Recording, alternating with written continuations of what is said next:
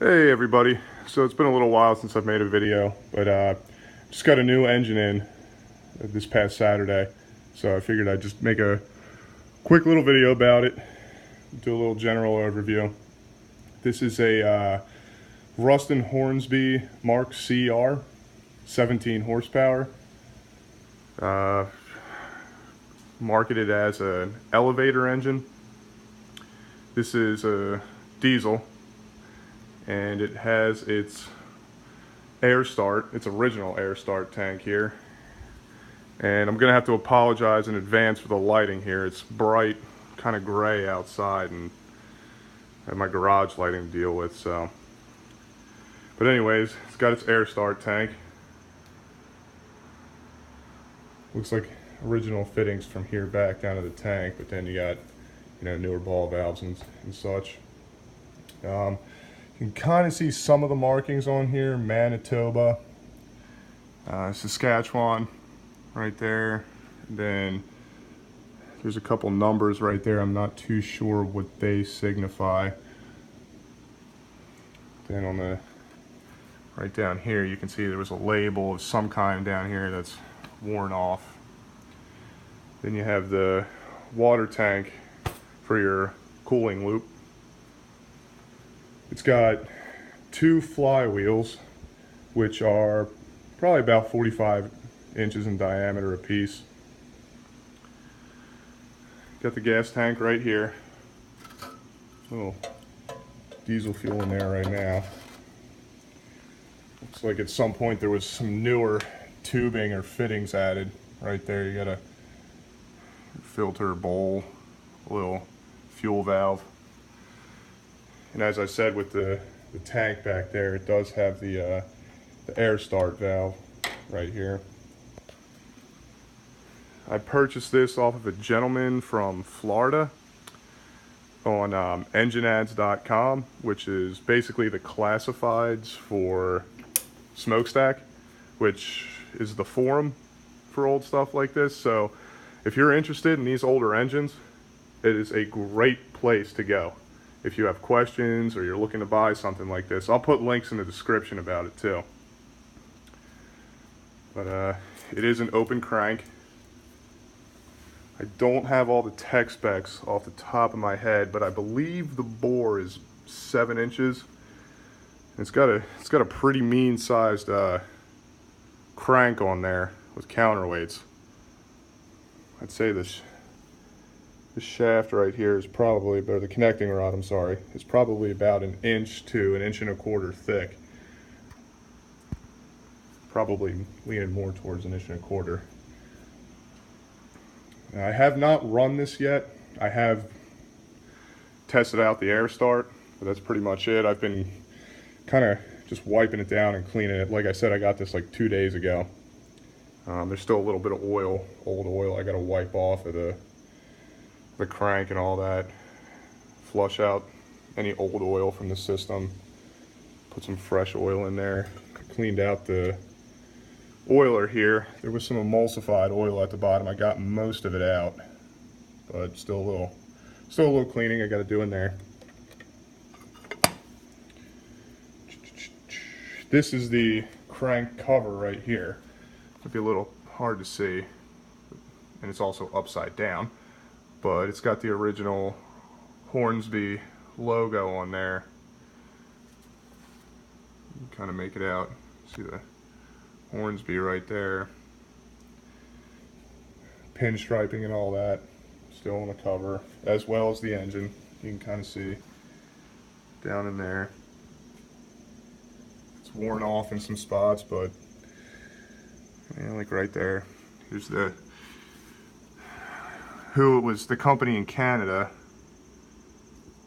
It was manufactured in Lincoln, England, and sold or sent to Mumford Medlin Limited in Winnipeg, who were the agents for Ruston Hornsby for North America.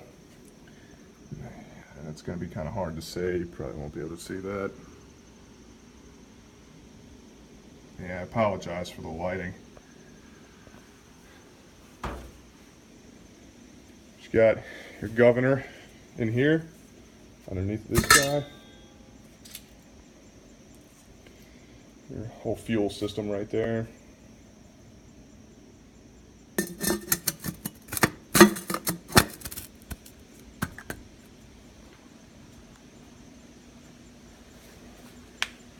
You got your cam right here, and then the rollers for the intake and exhaust valves. It's actually pretty cool too. They put on these tags right here, they're still a little dirty, but the clearances between the cam and the roller for each one of these. So you got 0.055 right there, and then let's see, 0.062 right there. And here's a little something interesting. People who I guess aren't too familiar with these older style engines, especially this being a diesel, doesn't have a glow plug. So they had what was called a fuse start. If you were going to start it by hand, you would take a piece of blotting paper soaked and dried in saltpeter, roll it up, put it in that hole right there, almost look like a little cigarette or something, light it with a match, and because it would burn really hot and slow, you'd put it right back into here, which goes directly into the head of the cylinder, and that would act as your glow plug. So you got your fuel tank, all that. This is the original hand crank for the engine. Pretty decent sized crank. Got my 1920s Rude water heater that needs to be restored as well. It's a topic for another video. So you got one of your cooling lines right here going in the top, and then obviously, just by looking at it, a newer replacement temperature and pressure gauge goes in there, circulates throughout the cylinder, comes down through this pipe right here, and then that goes back into the bottom of that tank. And you can see, if you look underneath, you got your cooling water pipe and your compressed air line right there that comes up to right up through here to the air start valve. And let's see. Oh, and I do have a bunch of paperwork that came with this engine. You got the erection instructions right here, which just kind of goes over, if you were going to install this in a factory or wherever, the layout for concrete, for your exhausts. You know, you got the flywheel clearances for your outer bearing pedestal and all that, different sizes. So this one would be the specific layout for that engine. And then let's see, so that's mine's the equivalent of a 3 HRX, I think it is. Can't remember off the top of my head, but that would be the one that mine would go to. And then you have the two bigger sizes right here. So this was written in, let's see here, 1959. If it'll focus in for me. There we go. But that engine, this was sold in 1940, so it was probably manufactured in the mid to late 30s. I have a bunch of letters and correspondences from people. This is from the Cool Spring Power Museum. If anybody is familiar with this stuff, this Cool Spring is in Cool Spring, Pennsylvania. It's kind of the promised land for all this older stuff. And then I have two letters here from a Mr. Hooley, who used to work for Ruston Hornsby, and I believe he still works for the company in their gas turbine division. But these were written, what, 89? And some correspondences from other people with information on the engine. You got starting instructions and operations manual. Parts list. Some other tech specs, other parts. Parts list specific to the Mark CR, which is what I have. And then another manual. Looks like this is probably what would have been supplied with the engine by the factory. And yeah, you can see 1938 right there. So the cart, obviously not original to the engine, but it still looks to be very old, very well made. Some nicely shaped steel I-beams down there. And whoever did the woodwork on this thing, I mean, they did a really impressive job. This is in very nice shape. The color kind of goes with the color scheme of the engine too. Let's see, I do have it. I haven't, like I said, I haven't run this yet. But I do have, let's see, I got the tank charged up here. What we got, almost 90 PSI or so? Yeah. So I can give it a little bump for you guys. Nothing special, but, you know, watch it turn over.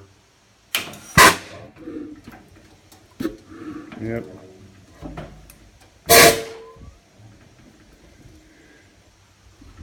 Engine runs very quiet. For something this size, you would not, you would expect a lot of noise, but this thing, the gentleman that I bought it off of, actually, he has a couple videos of this exact engine up, and I'll see if I can find them and post those links in the description, because it's going to take me about another week or so until I actually pull this. I'll probably pull it outside so you guys can get like a full perspective of it. The lighting in here kind of sucks, but I'll pull it out, do another video. I'll go through the actual starting procedure, which is described in one of these packets here. And yeah, here we go. It actually goes through the different starting methods. Let's see. So yeah, you can see hand starting. If you want to start with the fuse, which is that piece I was describing where you put the saltpeter, little paper, and then since it's got the self-starter on it there, the compressed air starter, I'll do it with that too. I'll try and go through everything, but I'm going to have to actually make the fuse papers myself. So I might make a couple separate videos on each individual procedure, because I haven't seen any other videos like that out there. So just for educational purpose, or you know, if anybody else out there has one of these or an engine like it that either has air start or fuse paper start and isn't familiar with how to execute that process, I'll make some videos on that. So yeah, thanks for watching. If you have any questions or anything, feel free to ask. I would say put them in the comments, but I really don't check the comments on my videos that much because I'm not really on YouTube that much. But if you send me a message via YouTube, I can get back to you, or I'll probably put my email in the description too. And if anybody wants copies of any of this information, I will be more than happy to give it to you. So yeah, thanks for watching.